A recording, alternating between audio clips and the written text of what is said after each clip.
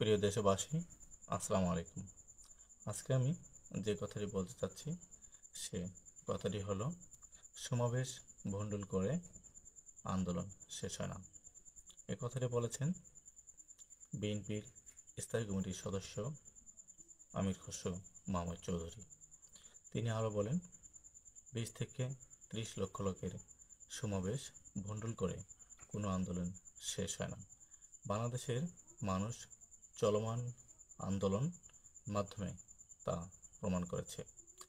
গতকাল বিকালে রাজধানীর গুলশানের বিএনপির চেয়ারপারসনের কার্যালয়ে সমমনা দলের সঙ্গে বৈঠক শেষে সাংবাদিকদের প্রশ্নের জবাবে তিনি এসব কথা বলেন। তিনি বলেন, বিএনপি আছেন এবং বিএনপি থাকবেন।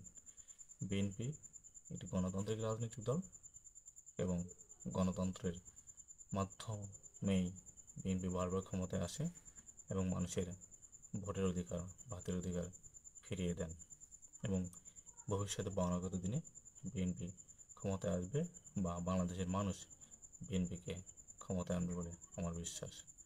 প্রিয় দেশবাসী, আমি আমার এই সংক্ষিপ্ত আলোচনা এখানে শেষ করছি। আসসালামু আলাইকুম ওয়া রাহমাতুল্লাহি ওয়া বারাকাতুহু।